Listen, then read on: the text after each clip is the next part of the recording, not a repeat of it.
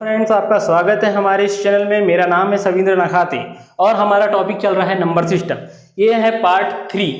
Part 1 part 2 हो चुके हैं। पार्ट 1 में हमने नंबर सिस्टम की बहुत ही बेसिक और परिभाषाएं देखी थी।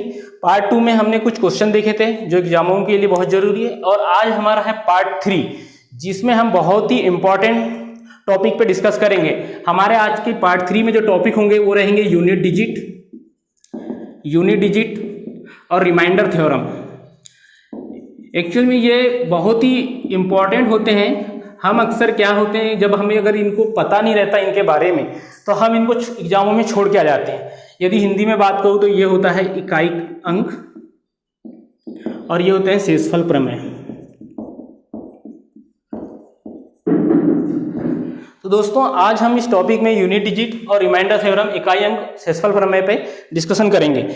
चलो, तो मैं आपको सबसे पहले यूनिट डिजिट से स्टार्ट करते हैं। क्या होता है यूनिट डिजिट?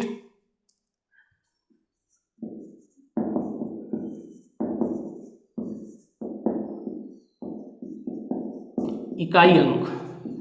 दोस्तों, सभी लोग जानते हैं, जैसे कि यदि कोई संख्या है 3 5 4 2 3, सपोज मान लो कोई संख्या है और पूछा गया इसका यूनिट डिजिट यानी इकाई अंक क्या है, तो हम बचपन से पढ़े आ रहे हैं कि इकाई, दहाई, सैकड़ा, हजार, इस टाइप का जो होता है उसी टाइप से है ये भी है।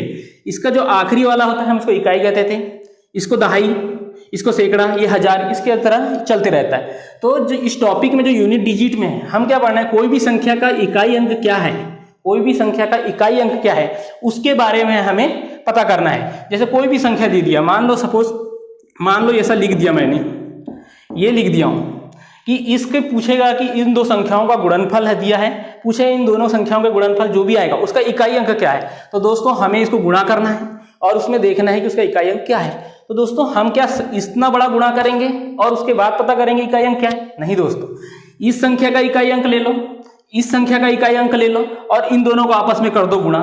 जो संख्या आएगी उसका यूनिट डिजिट देख लेंगे। तो दोस्तों देखो क्या है, इस संख्या के आखिरी में 5, इसके आखिरी में 4, 5 गुणी 4 कितना हो गया 20, और 20 में भी इकाई अंक क्या आ जाएगा 0। तो आंसर क्या हो जाएगा 0।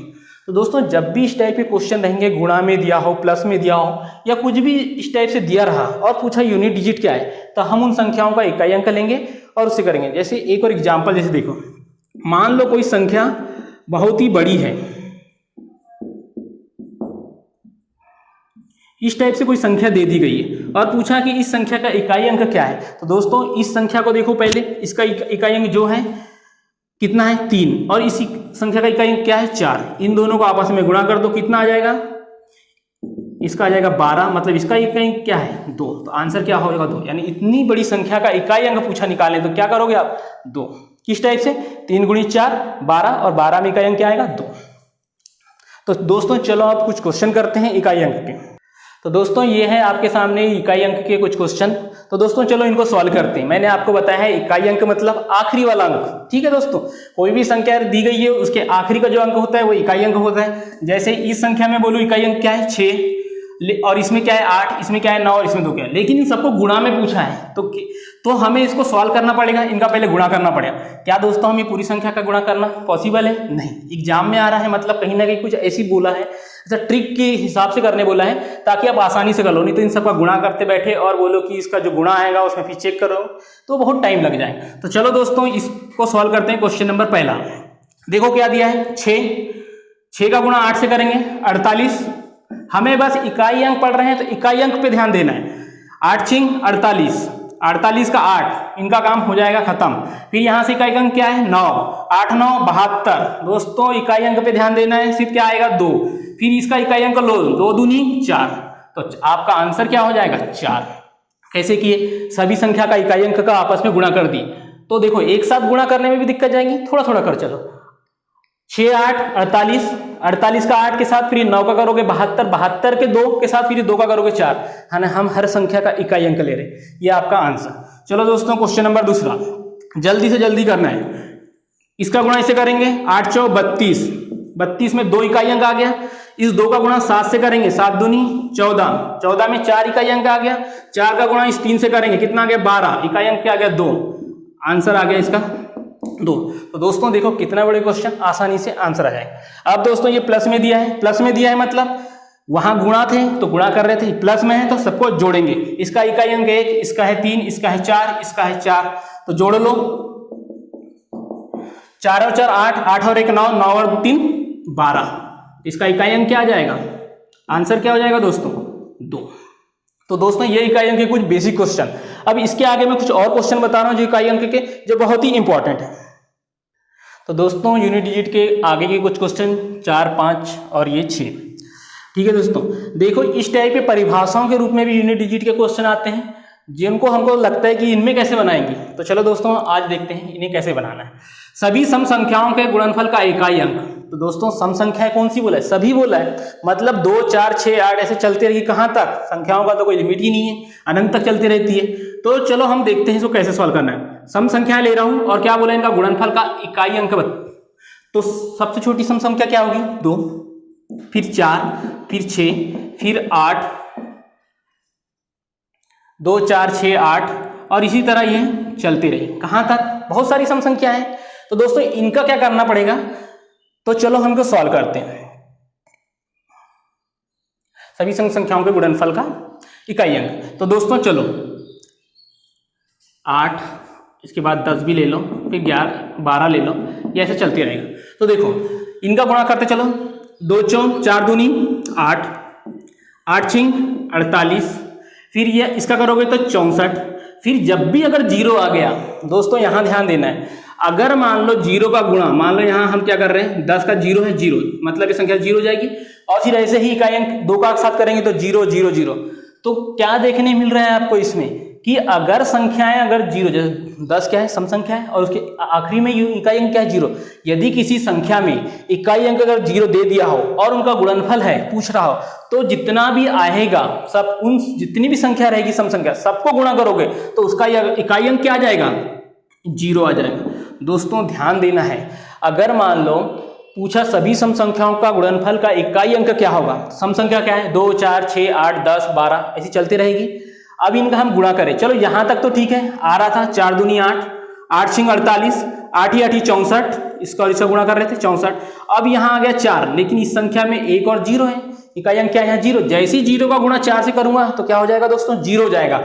अब इस 0 का गुणा 2 से भी करूंगा तो 0, फिर 0 का 0 ऐसा करते चलूंगा तो क्या हो जाएगा? 0 हो जाएगा। जब इस संख्या का पूरों का गुणा कर लूंगा तो आखिरी में 0 ही आएगा। तो मैं कह सकता हूं कि सभी सम संख्याओं के गुणनफल का इकाई अंक क्या होगा? 0। ठीक है दोस्तों, वैसे ही सभी विषम संख्याओं के गुणनफल का इकाई अंक क्या है? तो दोस्तों विषम संख्याएं कहां से स्टार्ट होती है? 1 से। हमने पार्ट 1 में सम संख्या विषम संख्या के बारे में डिस्कस किया था। तो चलो दोस्तों विषम संख्याओं का गुणनफल 1, 3, 5, 7, 9, 11 ये सी चलती रहेगी। ठीक है दोस्तों, विषम संख्याओं के गुणनफल का इकाई अंक ज्ञात करना है। तो चलो गुणा करते हैं। यहां गुणा किया, कितना आया? 3। इस 3 का गुणा इसमें किया, कितना है? 15। 15 आया। 15 में इकाई अंक क्या है? 5। फिर 5 का गुणा 7 में किया, कितना आया? 35। इकाई अंक क्या है? 5। फिर 5 का गुणा 9 में किया, कितना? 45। तो दोस्तों देखो अब हम गुणा 5 करते जा रहे हैं और आखिरी गुणा करते जा रहे हैं और आखिरी में क्या आते जा रहा है? 5 आते जा रहा है। तो मैं ये कह सकता हूं कि सभी विषम संख्याओं के गुणनफल का इकाई अंक क्या होगा? 5 होगा।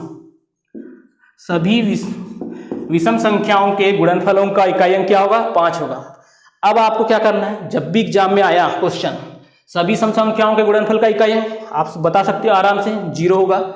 सभी विषम संख्याओं के गुणनफल का इकाई अंक बता सकते हो 5 होगा। कैसे होगा ये आपने अभी देखा। अब दोस्तों आप क्वेश्चन नंबर 6 देखो, ध्यान से देखो क्या कह रहा है।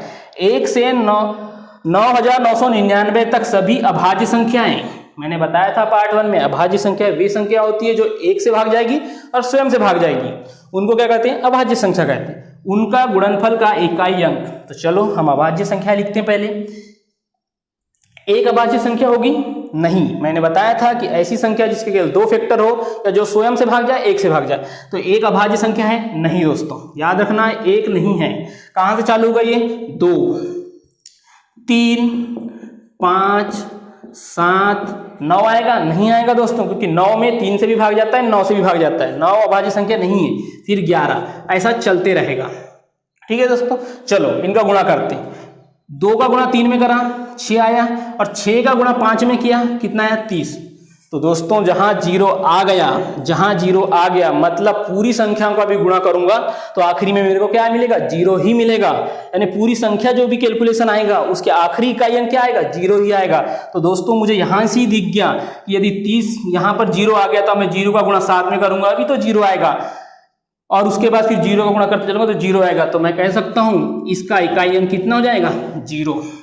तो दोस्तों आपने देखा कि सम संख्याओं का गुणनफल का इकाई अंक 0, विषम संख्याओं के गुणनफल का इकाई अंक 5 और 1 से 999 तक सभी अभाज्य संख्याओं के गुणनफल का इकाई अंक 0।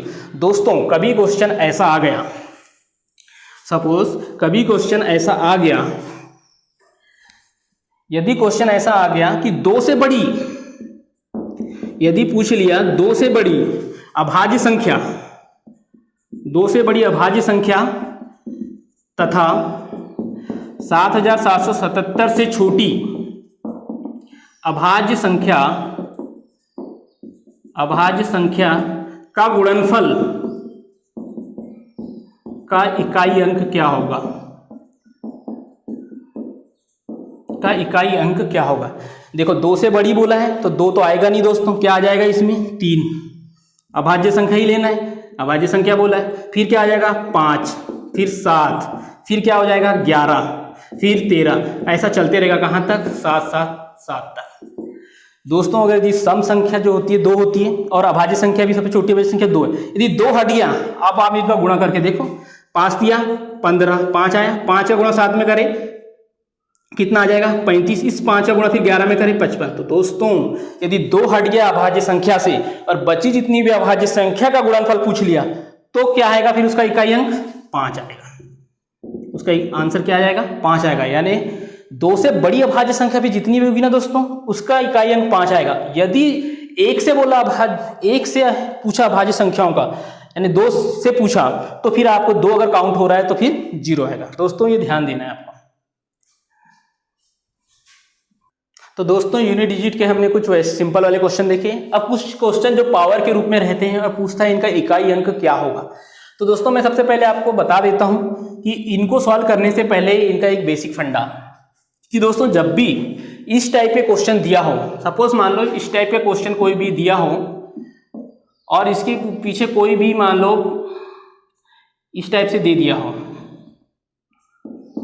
इस टाइप से कोई पावर लगी हो और पूछा हो कि इसका इकाई अंक क्या है, तो दोस्तों हमेशा क्या करते हैं कि इतने के ऊपर इतने की पावर दी है तो हम इसको पावर तो निकालने से बैठ रहे, क्योंकि उतना लंबा तो आप निकाल नहीं सकते क्योंकि बहुत दिक्कत जाएगी, क्योंकि हम तो स्क्वायर और 12 बार की भी पावर रहती है तो दिक्कत हो जाती है।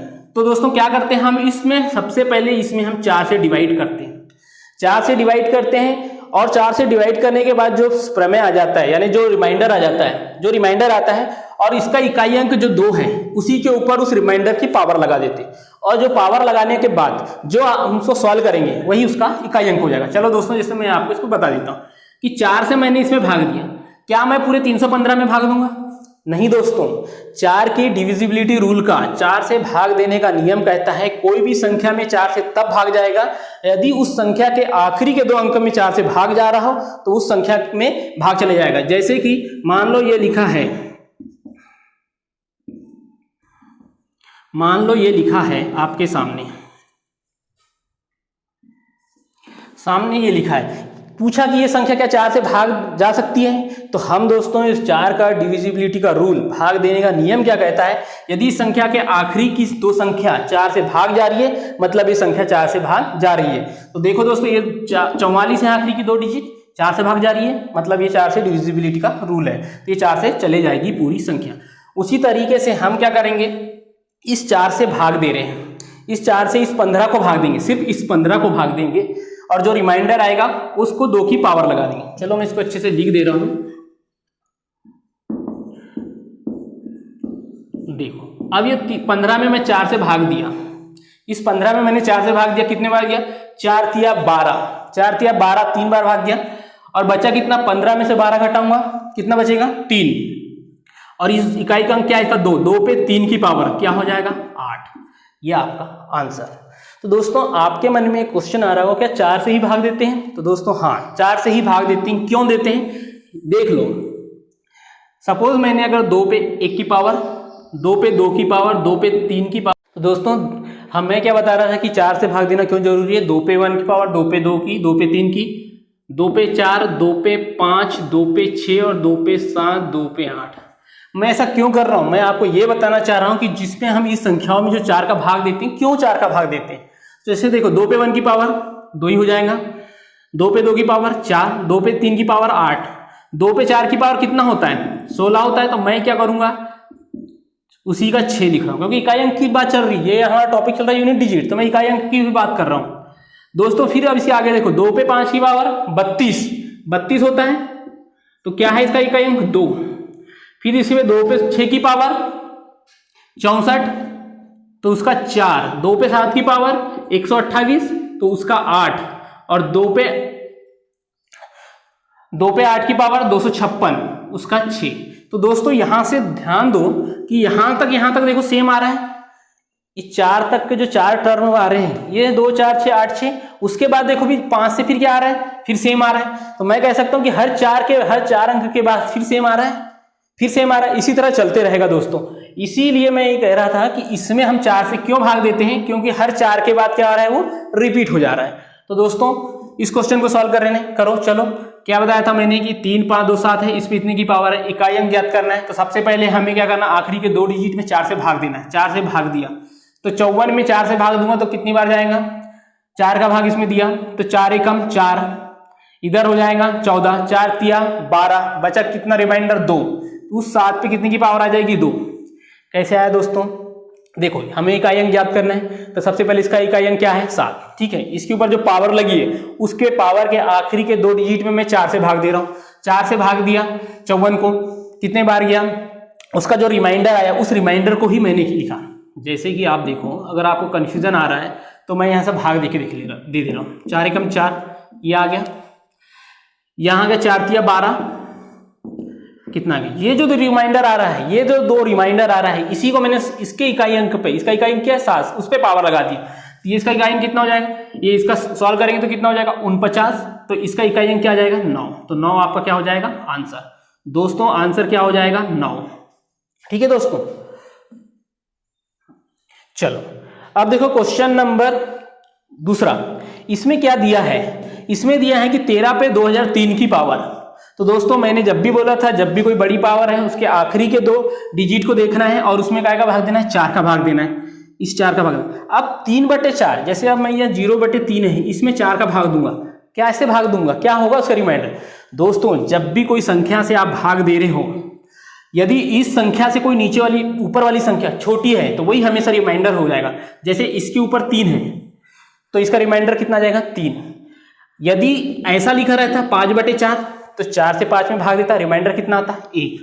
लेकिन यदि नीचे वाली संख्या ऊपर वाली संख्या से बड़ी है या ये ऊपर वाली संख्या छोटी आ रही है, इस संख्या से ये ऊपर वाली संख्या छोटी है, तो वही उसका रिमाइंडर हो जाता है, यानी वही उसका शेषफल हो जाता है। तो दोस्तों इसमें क्या होगा, इस 13 में इकाई अंक क्या है 3, इससे मैंने इसको भाग दिया, कितनी बार जाएगा, जितनी भी बार जाए उसका अब क्या आएगा, शेषफल कितना आएगा 3 आएगा, इस पे 3 की पावर कितना हो जाएगा इसका 9। ये आपका आंसर, ठीक है दोस्तों। अब चलो आगे, अब मैं आपको एक ऐसा कंसेप्ट बता रहा हूं, यदि किसी भी संख्या में तो दोस्तों थोड़ा ध्यान दो, मैंने थोड़ा गलत लिख दिया हूं। 3 पे 3 की पावर कितना होता है 27 होता है, ठीक है दोस्तों। तो इसका इकाई अंक क्या हो जाएगा 7 हो जाएगा। छोटी मोटी गलतियां हो जाती है कैलकुलेशन में, ठीक है दोस्तों। मैं आपको कुछ ऐसा कंसेप्ट बता रहा हूं जिसमें आपको कुछ संख्याओं का अगर आखिरी में अगर यूनिट डिजिट जो रहेगा उसके हिसाब से क्या रहेगा। जैसे कि यदि किसी संख्या के आखिरी में 1 है, 5 है, 6 है और 0 है, यदि ये 4 चीजें किसी भी संख्या के आखिरी में हो और उस पर कितनी की भी पावर हो, उसका यूनिट इकाई अंक वही होगा। जैसे कि मैं बता दे रहा हूं 5 4 3 2 3 2 1, इस पे मान लो कोई भी पावर लगी हो, यदि इस संख्या का इकाई अंक 1 है और पूछा कि इस पूरी संख्या का इकाई अंक क्या होगा, तो आंसर क्या होगा दोस्तों 1 होगा। यदि आखिरी में 5 रहता तो, यदि यहां 5 है तो इकाई अंक 5, यदि यहां 5 है तो इकाई अंक 5 हो जाएगा। तो दोस्तों ये जो 4 डिजिट है, जो 4 अंक है 1 5 6 0, किसी भी संख्या के आखिरी में है तो और उसके ऊपर कितनी भी पावर हो, इकाई अंक वही होगा। ठीक है दोस्तों, चलो उसी बेस पे एक क्वेश्चन है, जैसे कि ये है 7, 6, 3। तो दोस्तों मैंने बताया था कि कोई भी किसी भी संख्या का इकाई अंक जैसे 6 आ रहा है, उस पर कितने की पावर 41 हो, जितने की भी पावर हो, इकाई अंक इसका 6 ही रहेगा। ठीक है दोस्तों, 3 वाला नहीं, 7 वाला नहीं, सिर्फ कौन से 1, 5, 6 और 0, यदि ये रहे तो इकाई अंक वही हो जाता है। और इनके लिए मैंने क्या बताया, आखिरी के इसमें क्या करना है, 2 डिजिट में 4 से भाग देना। 4 से भाग दोगे 65 में तो क्या हो जाएगा, 4 एकम 4 बजिया 2, 4 छक 24, यानी 7 पे कितने की पावर, 1 की पावर। ठीक है दोस्तों, इस पे चले जाओ, इसको 4 से भाग दोगे क्या होगा, 4 एकम 4 बजिया कितना 1, 4 4 16, यानी इस पे भी 1 की पावर। इसका आपस में गुणा कर दो, 7 6 42, ये आ गया 2, इकाई अंक चल रहा है। फिर इसको 2 का गुणा 3 में करेंगे, 3 दूनी 6, तो आंसर क्या हो जाएगा आपके दोस्तों 6। कैसे किए, यदि इस टाइप का क्वेश्चन दिया हो, इसको तो बहुत आसान है, 6 के ऊपर कितने की भी पावर हो, इकाई अंक 6 आएगा। ठीक है दोस्तों, इस टाइप का रहा तो हमने जो इस टाइप पे करते आ रहे उसी टाइप का ये, पहले उसकी जो पावर है उसमें 4 से भाग देंगे, 4 से भाग देंगे, जो शेषफल आएगा उसकी पावर लगा दी जाती है। 4 का भाग मैंने यहाँ दिया, 4 एकम 4 बचिए कितना 2 यानी इधर 25, 4 छक 24, कितना हो गया 25 में 24 आएगा 1, तो 7 पे 1 की पावर। ठीक है दोस्तों, इसमें आ गए, फिर इस 4 से 57 को भाग दिए, 4 एकम 4 कितने बार गया, एक बार गया, यहाँ हो जाएगा 17, 4 4 16, एक रिमाइंडर आएगा, तो फिर इनका आपस में गुणा कर दिया, 7 6 42 और इस 2 का 3 में कर दिया 6, आपका आंसर आ गया दोस्तों 6। इसी टाइप से कुछ और क्वेश्चन है दोस्तों। तो दोस्तों ये क्वेश्चन है इकाई अंक के, जो बहुत ही इंपॉर्टेंट है। इस टाइप के क्वेश्चन अधिकतर एग्जामों में आपको देखने मिलेंगे। जैसे कि चलो हम वही करते आ रहे हैं कि अगर इस टाइप का दिया हो तो पहले 4 से भाग देके देख लो, जो उसका शेषफल आएगा वही उसकी पावर लगा दो और वही उसका इकाई अंक हो जाएगा। तो दोस्तों चलो इसको सॉल्व करते हैं। इस पे हमने 4 से डिवाइड करें, इसको भी हम 4 से डिवाइड करें। पहले दोस्तों क्वेश्चन को ये देखना है, अगर यहाँ 5 6 1 कोई भी एक चीज रहता है तो वही उसका इकाई अंक हो जाता है। ठीक है दोस्तों, तो हमने इसको भाग दिए तो क्या हो जाएगा, 4 का भाग दिए, 4 दूनी 8 और यहाँ हो गया 15, 4 तिया 12, कितना बच गया शेषफल 3, तो शेषफल को मैंने इसकी पावर लगा दिया। ठीक है दोस्तों, ये इसके बाद इससे भाग दिया, 4 एकम 4, इधर कितना हो गया 18, 4 4 16, 3 पे 2, यानी 18 में से 16 जाएगा तो 2 बचेगा शेषफल। ये अब देखो ये कितना हो जाएगा, 7 पे 3 343। ठीक है, और ये कितना हो जाएगा 9, तो इसका इकाई अंक क्या आएगा 3 और इसका इकाई अंक आ गया 9। तो दोस्तों यहां आके कहानी ये हो जाएगी, क्या आप इसका आंसर -6 दे दोगे, क्योंकि 3 - 6, 3 में से 3 - 9 -6 होता है। क्या इसका ये आंसर हो जाएगा दोस्तों, नहीं। हमें क्या करना है, तो इसके पहले मैं थोड़ा बेसिक बता देता हूं। जैसे कि आप क्या करते थे, ऐसी कोई संख्या है,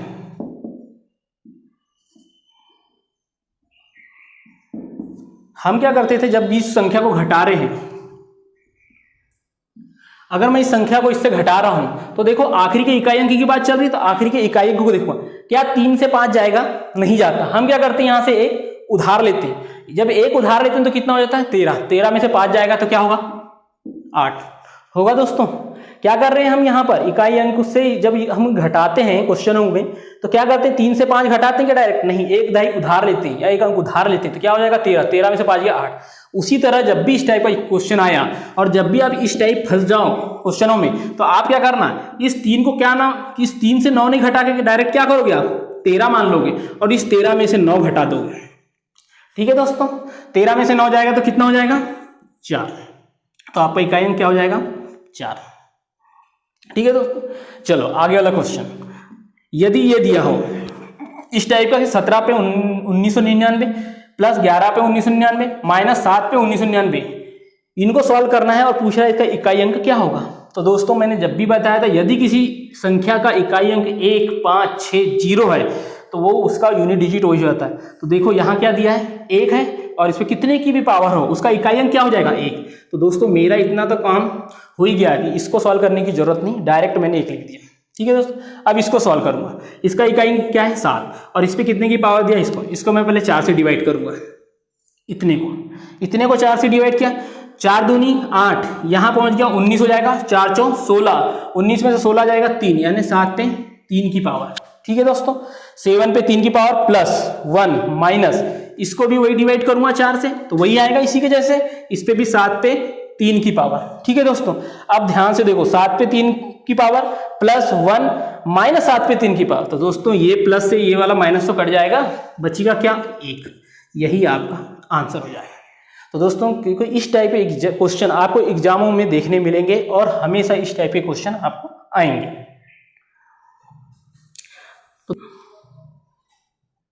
तो दोस्तों अभी तक जो क्वेश्चन देखे यूनिट डिजिट के थे, जो बहुत ही इंपॉर्टेंट थे। यूनिट डिजिट के क्वेश्चन वहीं तक ही ठीक है जो एग्जामों में आते हैं। अब चलो उसके आगे एक और टॉपिक बताया था मैंने, हमारा रिमाइंडर थ्योरम, शेषफल प्रमेय। ये क्या होता है? ये कुछ नहीं है दोस्तों, जो भी संख्या से हम भाग दे रहे हैं और जो शेषफल आ रहा है वही कहलाता है, लेकिन इसमें भाग देने के तरीके थोड़े अलग अलग है। जैसे अगर 17 पे 200 की पावर है और 18 से भाग देना है तो उसका शेषफल क्या आएगा? तो पहले या तो 17 पे 200 की पावर है उसको सॉल्व कर लो, फिर 18 से भाग दे दो, उस तरह जो शेषफल आएगा वही हो जाएगा। या जैसे दिया 15 पे 44 की पावर धन 2, फिर पूरे कोष्टक के अंदर जो भाग है 16 से देना है और पूछा शेषफल क्या होगा। तो इस टाइप के क्वेश्चन को कैसे सॉल्व करेंगे? तो चलो दोस्तों पहले थोड़ा बेस जान लेते हैं। तो जब भी इस टाइप के क्वेश्चनों में, जैसे कि देखो यदि कभी ऐसा दिया हो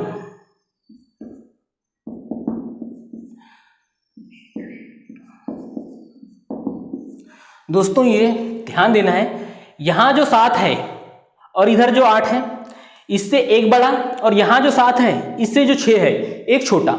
इस टाइप का पैटर्न दिया रहेगा क्वेश्चनों में। और हमेशा देखना है ऊपर कौन सी संख्या है? सम संख्या है दोस्तों। जब भी सम संख्या रही ऊपर, पावर जो है सम सबकी पावर हो, और जो 7 है या तो उससे बड़ी एक बड़ी हो या उससे एक छोटी हो। देखो यहाँ 7 से एक बड़ी 8 है, यहाँ 7 से एक छोटी 6 है, और ऊपर पावर सम की हो। दोस्तों ध्यान देना है, पावर यदि सम की है और एक संख्या छोटी या बड़ी है तो इनका जो हमेशा रिमाइंडर आएगा, इसका जो रिमाइंडर आएगा या इसका जो शेषफल आएगा वो हमेशा 1 आएगा। याद रखना दोस्तों, क्या बोल रहा हूं, पावर क्या होना चाहिए? सम है, पावर सम। उसके बाद जो संख्या जिसपे पावर लगी वो संख्या से या तो ये बड़ी हो या इस संख्या से ये छोटी हो। सम पावर होनी चाहिए और या बड़ी या छोटी हो, उसका जो रिमाइंडर आएगा, जो शेषफल आएगा वो हमेशा 1 आएगा दोस्तों। ठीक है, चलो क्वेश्चन पे देखो 17 पे 200 की पावर। ठीक है दोस्तों, पावर कैसी है? ये सम है। ठीक है, उसके बाद देखो 17 से ये 18 क्या है? एक बड़ा है। मैंने बताया था एक बड़ा हो या एक छोटा हो तो भाग देने पे शेषफल क्या आएगा? दोस्तों इसका आंसर क्या हो जाएगा? 1। यही आपका आंसर, यही आंसर हो जाएगा। 17 पे 200 की पावर है, 18 से भाग दे रहे हैं, शेषफल क्या होगा? 1। आंसर 1 आएगा। मैं विषम संख्या की बात नहीं कर रहा हूं दोस्तों, विषम संख्या इसके बाद बताऊंगा, सम संख्या की बात कर रहा हूं। चलो दोस्तों, यहां इसके पहले एक और बेसिक देख लो। मैंने आपको जब भी यूनिट डिजिट में बताया, यदि कोई संख्या है उसको नीचे से मैं भाग दे रहा हूं, यदि मैं कोई संख्या से इस छोटी संख्या को भाग दे रहा हूं तो हमेशा शेषफल जो आएगा, यह हमेशा जो छोटी है वही इसका शेषफल कहलाएगा, वही हमेशा शेषफल कहलाएगा।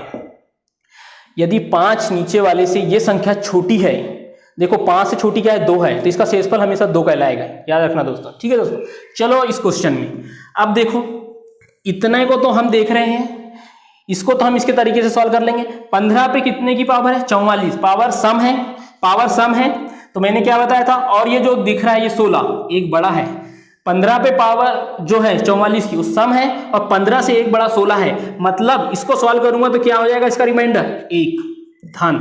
अब इस 16 से 2 को भाग देंगे तो 2/16 मैं ऐसा भाग दूंगा दोस्तों। और मैंने बताया था कि नीचे वाली जो संख्या है उससे यदि कोई संख्या छोटी है तो वही उसका रिमाइंडर हो जाएगा, और इसका रिमाइंडर क्या हो जाएगा? 2।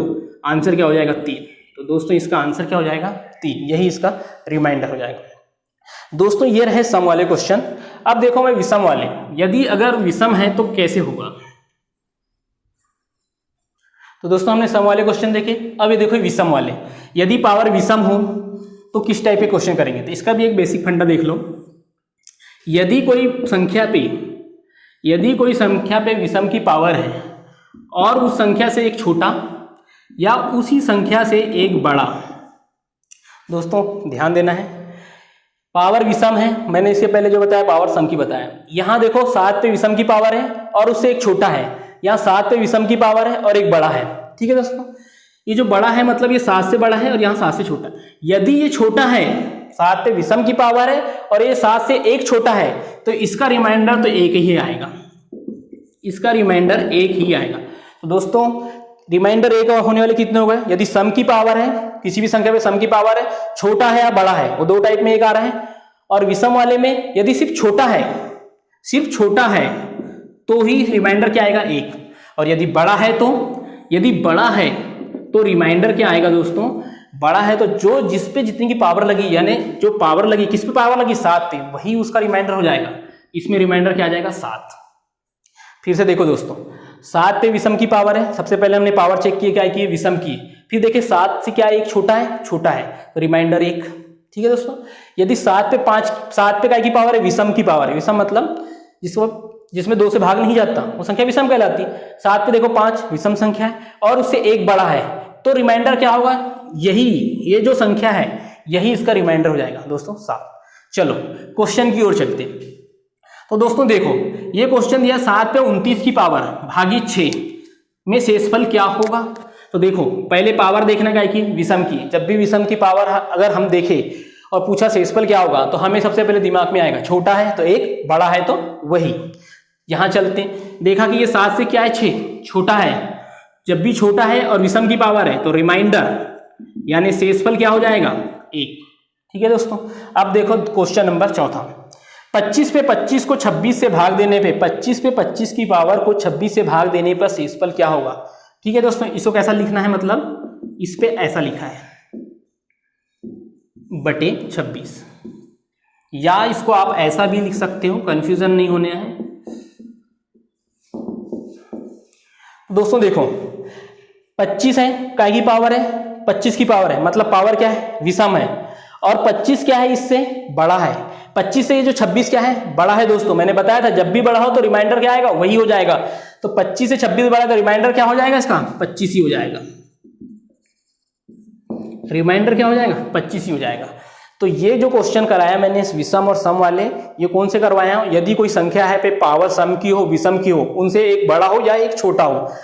अब आपके माइंड में ये आ रहा होगा कि यदि यहां दोस्तों देखो, यदि यहां 7 की जगह 10 हो जाता, या यहां पर कोई भी पावर है और यहां पर अगर 3 हो जाए 45 हो जाता, यानी ऐसी अलग अलग डिफरेंस हो, एक ज्यादा एक कम ना हो, तो उस टाइप के क्वेश्चन को कैसे सॉल्व करेंगे? तो चलो दोस्तों उस टाइप के क्वेश्चन सॉल्व करवाता हूं।